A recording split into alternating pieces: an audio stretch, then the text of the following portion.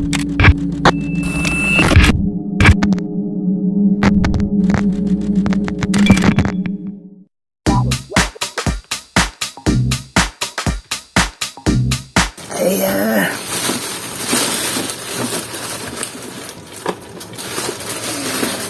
xin chào tất cả các bạn quay trở lại với kênh của Bản Long Lazada. Hôm nay thì mình sẽ mổ xẻ cái cân này, nó là Electric Kitchen Scale mã SF400.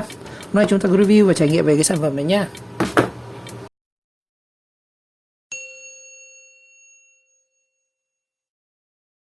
Rồi em này thì là trong cái lô đơn hàng mua ở trong Sài Gòn từ shop giá sỉ 247, có cái vụ mà gì nhỉ?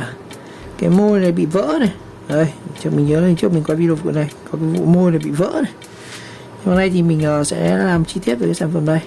Hôm nay mình mua là 56k nhá. Rồi chi tiết về nó đây. Cái này là cân, có thể cân được là cân điện tử, đó, cân để bàn và có thể cân được là 7 cân. Đó. Electric Kitchen Scale. Con này thì đang bán ở trên Shopee với là giá là 59k. Ở trước thì cũng sale thì rẻ hơn chút. Thông tin kích thước là 65 x 128 x 32, tải trọng là 7 cân, tối thiểu là 1 gram. Và con này thì có cam kết là cân đến chính xác từng gram, thiết kế nhỏ gọn, mình có thể đặt ở trong gia đình, nó rất tiện lợi khi mang theo. Rồi, con này là thực tế cái sản phẩm mình sẽ dùng thử luôn trước mua chưa kịp quay. Đây là đấy, còn trên Shopee còn thực tế trên đây. Nó một cái hộp khá là to bản, dài cái găng tay này. Ở ngoài thì xem nào. Thông số đây.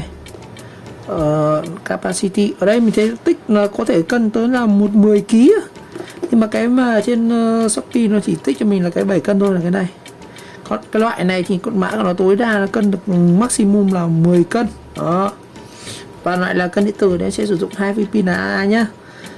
Cái này thì không có đèn. Đó, cái này không có đèn. Và made in China, Trung Quốc. Đó. Nó có cái sensor về nhận diện về cân rất là ấy. Hết rồi.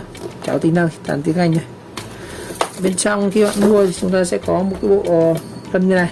Và được tặng kèm là 2 viên pin của Yuzine. Tuy nhiên pin này pin tàu thôi. Pin dìm bóp mềm mặt. Pin này bóp còn lõm luôn. Pin này chắc pin oxit nha. Một sách hướng dẫn sử dụng. Digital Kitchen. Đó, đại khái là chỉ có cắm pin và hướng dẫn như thế này.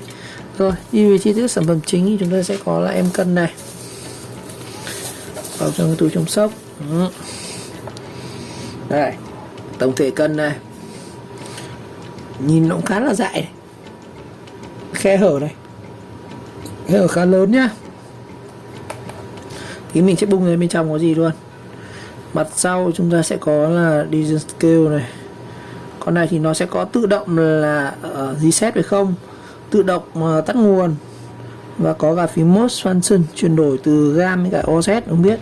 Sử dụng 2 viên pin AA, hoặc là quang là lắp pin này, bằng nhựa. Hoàn toàn chất liệu cân bằng nhựa nhé. Nhựa không phải nhựa bóng đâu. SF400 Zero Tha này, gam này, OZ này. Cái này thì trên này của mình như lại ghi cân này nó có thể cân tới là 10 kg này. Không biết có sao nhầm hàng không. Cái này thì trên này nó ghi là cân được 10 cân cơ. Tí mình sẽ kiếm cái nào khoảng 10 cân chúng ta cân thử test luôn. Đặt 7 cân giao 10 cân. Thế là mình cũng hơi đấy. Rồi, lắp thử cái viên này vào nhá. Đây, 2 viên pin đi kèm này. Pin này trông khá là sida. Cái này pin này nó dùng thời gian rất hay bị chảy nước nhé. Đây, nó có cái G này, nút như này. Rồi, bật cái lên luôn. Nhưng pin có vẻ hơi mờ. Âm này. Đấy, mình chỉ cần tác động một lực vào đây thì nó sẽ tự cân này. Đấy, cái nắp này bạn đã. Đây, nắp này này. Cái này rất tiện cho các bạn là mình cân đi chợ nhiều, cần đo điếc thứ, hoặc là các bạn trong thời kỳ mà nuôi con cân định lượng thức ăn cho bé thì cái này cũng rất là tiện. Còn anh nghe là buôn bán về trang sức đá quý thì sử dụng cái này cân được, nhưng mà cái cân này thì nó chỉ cân bằng gam thôi. Đầu tiên mình sẽ thử với cái con loa này sẽ được mấy gam đây? Nó là 81 gam nha. Cái này thì muốn chuyển sang OZ thì chuyển cái gì nhỉ? À đây, nó có phím chuyển này. Đó. Thì tương đương với là 2,9 OZ. Mình không biết định được OZ thì định khỉ gì. Còn trên này ấn lên này nó sẽ chuyển về gam này. Còn cái tare là cái gì đây? Mình không biết cái tare là cái gì đây kìa. Đây là phím tắt bật này. Rồi phím cái này nó cứ long long ra này, mở tắt này. Rồi, và mình có tham khảo một số các cái video của các tiền bối trước thì mình sẽ chia sẻ với anh em chi tiết về cái con cân này. Nó cũng đơn giản thôi. Đầu tiên là chúng ta sẽ để ý hai cái này. Con này thì nó sẽ hai chế độ cân, đó chính là cân theo gam. Cái gam này chúng ta hay sử dụng ở Việt Nam này, một số các nước châu Á. Còn dưới này thì nó có một thể loại nữa là cân theo kiểu là OZ. OZ này thực chất nó là một cái đơn vị của Mỹ, nó là ounce.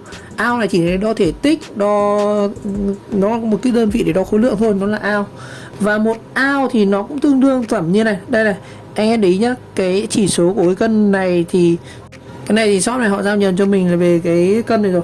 Cân này của nó là cân được 10 cân. Đó, đây. Còn cái loại mà rẻ hơn thì nó sẽ cân được 7 cân nhá. Cái loại này đắt hơn, cân được 10 cân. Thì 10 cân nó sẽ tương đương với là 353 ounce. Đó. Và cái khối lượng mà đo cao nhất của cái cân này đối với cái gam này nó sẽ cân được 10 kg, tương đương với khoảng 10.000 gam, 1 vạn gam đấy. Và thấp nhất sẽ là 1 gam. Còn đối với ounce này thì chúng ta sẽ đo được là 353 ounce. Và nhỏ nhất thì riêng cái ounce này chúng ta có thể đo tới là 0,1 ounce nhá. Đó. Về chức năng của cân này thì nó chỉ có là hai chế độ chính. Thứ nhất là cân được gam và cân được ounce. Và ngoài ra thì nó một cái tính năng rất hay, đó chính là chức năng cân tết này. Tết này thì mình tìm hiểu nó là gọi tính năng cân trừ bì. Cái trừ bì này rất là hữu ích trong trường hợp các bạn mà chúng ta cân những cái như là các bạn buôn bán về các cái mà có cái bao đựng như là cái cốc này, mình có thể đo được cái lượng bột ở trong cái cốc này, hoặc là đo được những cái mà phải trừ hao, trừ cái vỏ nó đi, thì chính là tính năng dùng tính năng thép này. Rồi mình sẽ minh họa cho anh em xem. Rồi đầu tiên mình sẽ cân ở chế độ là gam, thì các bạn lắp pin các thứ này vào nhá. Pin này thì nó là pin dùng cái pin oxit, tốt nhất là dùng không bền, mà thứ hai nó rất là chảy nước, thì mình có thể mua cái pin khác, pin xịn xịn một chút, alkaline chẳng hạn, nó sẽ bền hơn mà không bị chảy nước. Rồi, thứ nhất là đây là kiểu cân thứ nhất này, các bạn bật này lên thì nó sẽ hiện số 0. Rồi đấy, nhiều khi là cái cân này mình thấy nó cứ ngáo ngáo ngơ ngơ, nó hiện lên cả 2 gam mà trong khi chúng ta chưa cân gì chẳng hạn. Đó thì tốt nhất là ta đi bật lại này, tại vì cái cân này nó có gọi là cộng trừ gam mà. Rồi đầu tiên là mình sẽ cân thử, ví dụ nhá, mình cân cái này trước này, cái này là 79 gam đúng không? Rồi 79 gam chẳng, ví dụ các bạn đo một cái khối lượng mà nó có hai cái này chung này, cái này coi như cái vỏ đây, đây ví dụ đây là một cục như này, và các bạn muốn cân cái ruột ở trong này, ví dụ cái này, cái điện thoại là cái ruột này, thì cân kiểu gì đó thì rất đơn giản thôi. Ngày xưa là chúng ta cân cục này, xong rồi chúng ta cân cái vỏ này, và chúng ta trừ chỉ ra cái này. Cái này là cái trường hợp mà điện thoại nó cân được, còn trường hợp như là bột, nước, gạo thì nó không thể cân được kiểu cái tháng như này. Đây mình sẽ ví dụ luôn cho anh em. Đây ví dụ trường hợp chúng ta có một cái cốc như này, các bạn có thể đựng nước, đựng hạt gạo này, hay là để những cái bột. Đây ví dụ một câu hỏi là chúng ta muốn cân cái lượng nước ở trong cái cốc này mà đo chính xác thì cân kiểu gì đó. Ngày xưa thì có một cái cân hơi nông dân chút là chúng ta sẽ cân cả cái này đấy, 352 đúng không, xong cân cái vỏ riêng này ra, đổ cái hết cái này ra một cái khác, lấy cái này cân đó. Cái này 199 thì như vậy lấy 352 trừ đi 199 thì nó ra khối lượng của cái nước này nó khoảng 50 60 gì đấy, 60 gram. Nhưng mà với cái tính năng của cái cân này thì nó rất là hiện đại. Đây các bạn chỉ cần cho cái cốc vào đi trước này, thôi 199 đúng không, thì các bạn ấn vào thép cho mình 199 đi, thép thì nó sẽ hiện ra số 0. Rồi và sau đó thì các bạn cho cái cốc này lên. Đấy, thì nó sẽ ra là cái khối lượng của cái nước ở trong cái cốc này là 153. Đó. bị bỏ ra nhá, các bạn sẽ thấy là nó trừ đi 199 này. Cái này chính là tính năng trừ hao, tức là khi mà chúng ta cho tổng trọng lượng cái này lên thì nó sẽ auto nó trừ đi cái vỏ này. Cái vỏ này thì các bạn đã đo được nó là 199 đúng không? Đó, cái này về không luôn này. Đó, đấy, cái số này nó có bị nhảy nhá, cái nhược điểm của con này rất hay bị nhảy số, nhảy 1-2 gram. Đó, 153 này. Đó, đấy là cái cân. Nhưng mà cái cân này nó có cái đặc điểm rất hay là các bạn không dùng cái nút tép này, các bạn tắt đi, các bạn để cho mình cân như này, các bạn cho mình cái vỏ này trước này, các bạn bật cái nút này, nó sẽ hiện lên không. Bây giờ thì chúng ta cân luôn, bỏ cái cốc xuống và cho cái này lên, nó vẫn sẽ ra là cái khối lượng trong cái nước này, tức là cái nước này đã trừ cái cốc rồi thì nó rơi vào cộng trừ 2 nhá. Thì cộng trừ 2 là 156 này, thì là cái cân nó nhảy. Đó, bỏ ra thì nó lại về không. Đấy, nó sẽ tự động trừ đi cái này mà chúng ta không phải dùng tính năng thép. Đó là hai cách cân, phải ghi bấm nút này hoặc nút này. Còn bây giờ muốn reset lại chỉ có tắt đi vào lại. Rồi, với cái tính năng cân ao này thì đây các bạn đặt lên này thì chúng ta ấn nút mốt này thì như là 199 gram tương đương với là 7 ao, 7.0 nhá. Thì cái ao này rồi tức là 7 chấm này. Đó. Và tương tự với ao này thì các bạn cũng có thể là chúng ta cân tính năng thép này được. Đây ví dụ nhá, 7 gram này mình ấn thép này thì nó sẽ về không, trừ bì đi là trừ đi 7. Đấy, nó sẽ auto trừ đi 7 gram này. Mình sẽ cho cái cốc này lên. Như vậy thì cái cốc này nó sẽ tương đương với cái nước thôi, cái nước nó sẽ là 5 ao. Đó, 5 ao. Nha, mình muốn công cả trọng lượng cái cốc này nó sẽ tầm bao nhiêu? 7 chắc là khoảng 13 ao gì đấy. 12.4 ao. Đó. 12.4 ao tương đương với bao nhiêu gam thì anh em mua đây? Tương đương với 352 gram. Đó. Rồi, đó là cái tính năng của cái cân này. Chúng ta có 3 tính năng. Thứ nhất là cân được gam, ao và trừ bì. Có 2 cách trừ bì.